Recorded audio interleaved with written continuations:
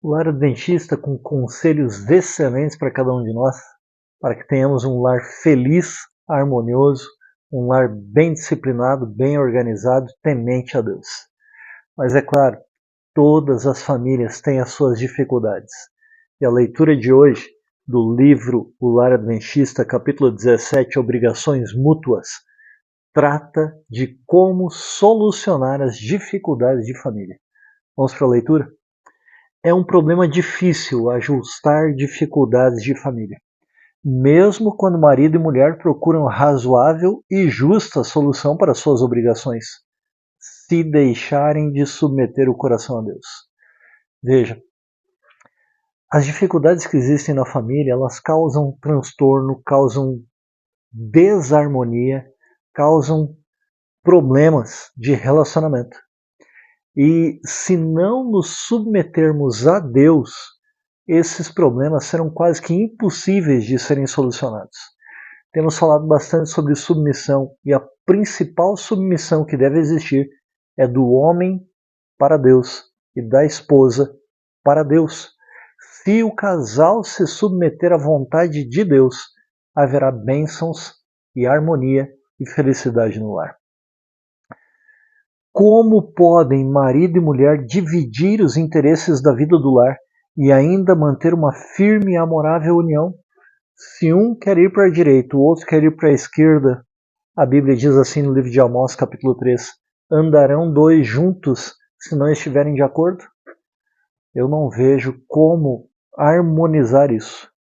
Deviam ter o interesse unificado em tudo que diz respeito à estruturação do lar. E a esposa, se cristã, terá seu interesse com o do esposo, como seu companheiro, pois o marido deve permanecer como cabeça do lar. Essa questão do homem ser o cabeça do lar não é no sentido de impor as suas ideias, não é no sentido de é ele que manda e os outros todos têm que obedecer. Não, não é nesse aspecto. Mas é seguindo uma orientação bíblica de que o homem deve ser o sacerdote do lar, aquele que conduz a vida da família em relação às coisas do céu. É ele que deve motivar o estudo da Bíblia no lar. E, a propósito, no próprio canal Força da Nação, tem uma música de minha autoria, a letra, chamada Meu Lar, um Santuário de Deus. Ouça essa música, cante essa música e procure fazer com que a letra dessa música seja real na sua família, no seu lar.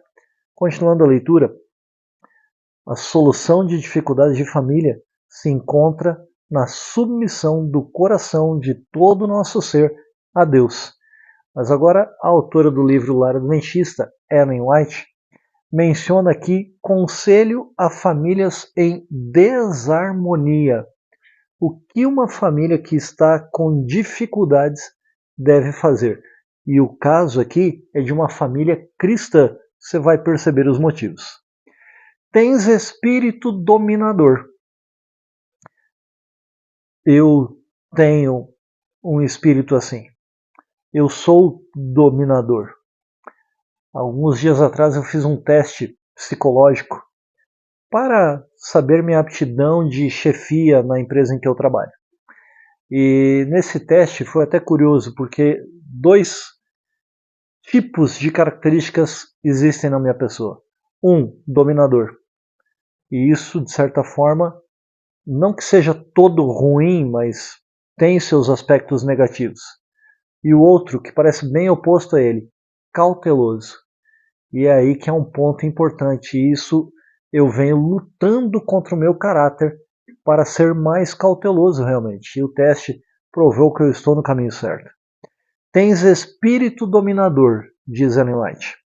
Quando tomas uma posição, não pensas bem a questão, nem consideras qual pode ser o efeito de manter a tua opinião de maneira independente, incluindo-a em tuas orações e conversação, quando sabes que tua esposa não tem a mesma opinião. Vocês observaram que nessa leitura, o marido aqui, ele tem uma opinião, não pensa muito a respeito do que isso vai impactar no restante da família, não leva em consideração a opinião dos outros, principalmente não leva em consideração a opinião da esposa. E ainda clama a Deus, ora para que a sua vontade seja feita. Esse é um pedido egoísta. E numa ação assim, que é contrária à vontade de Deus, porque Deus fez a mulher para ser uma auxiliadora do homem, não para ser uma escrava do homem. Portanto, num pedido de oração assim, possivelmente a resposta de Deus será um taxativo não. Não vou dar o que você quer. Deus responde de muitas formas. 3 principalmente. Sim, não e espere. Ainda não é o momento. Mas um pedido que é egoísta, que é contrário à vontade de Deus, a resposta, tenho quase certeza, será um não. Em vez de respeitar, continua a leitura, em vez de respeitar os sentimentos de tua esposa, evitando bondosamente, como faria um homem cortês, os assuntos que sabe serem controvertidos, evitar esse tipo de coisa, ao invés de fazer isso,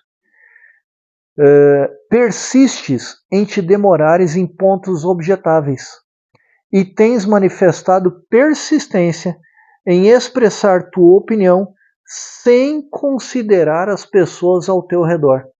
Isso aqui é maldade. Chega a ser crueldade. O que importa é eu faço o que eu mando e pronto. Gente, a gente precisa mudar isso em nós. Alguns anos atrás eu acredito que eu fui assim e cometi grandes e graves erros nesse aspecto. Mas graças a Deus, pedindo a Ele, lutando contra esse meu caráter dominador, eu tenho mudado um pouco a esse respeito. O melhor seria esse homem orar da seguinte maneira: Senhor, eu tenho uma opinião a respeito de tal assunto, minha esposa tem outra opinião, controversa minha, bem diferente da minha. Ajuda-nos a entrarmos num acerto, num acordo, num consenso. Dá-nos sabedoria para que possamos juntos tomar uma decisão que seja para nossa honra, para a tua honra e para nosso crescimento em felicidade. Essa seria a oração muito melhor que o homem poderia ter feito. Ele deve respeitar os sentimentos da esposa, deve ser cortês. Nós devemos ser corteses e obedientes ao nosso bom Deus.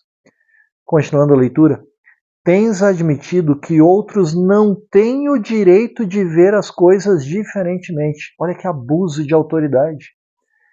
Nós somos pessoas diferentes, de sexos opostos, vindos de lares diferentes, com costumes e hábitos diferentes.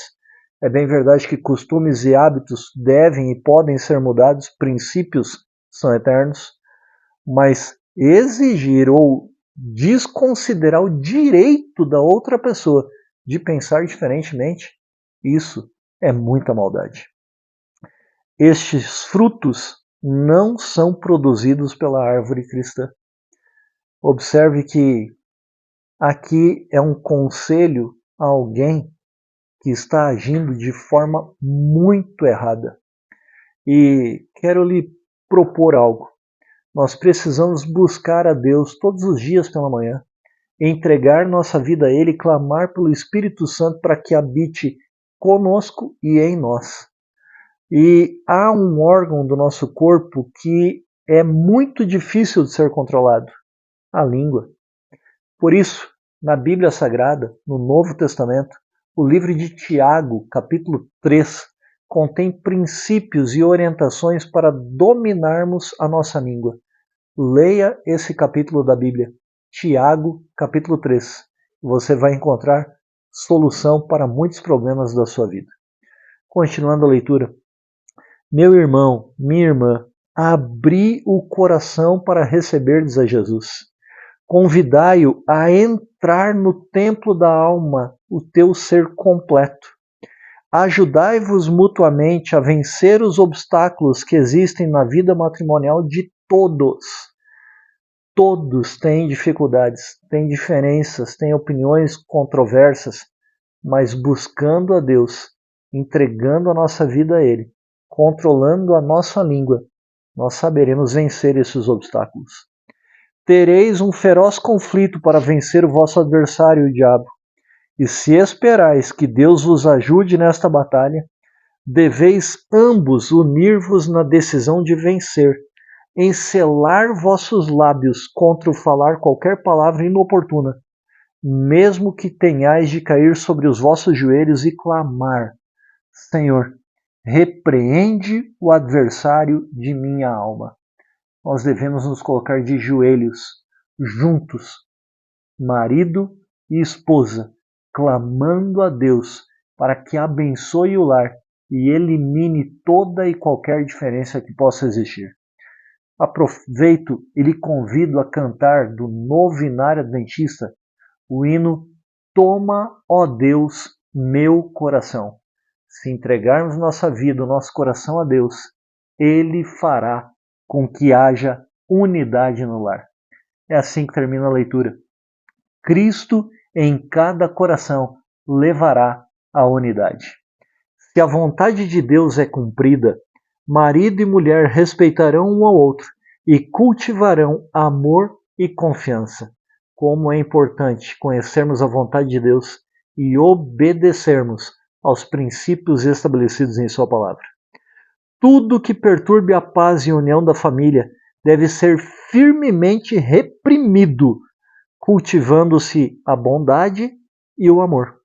Aquele que manifesta o espírito de compaixão, de longanimidade e amor, encontrará o mesmo espírito refletido sobre si.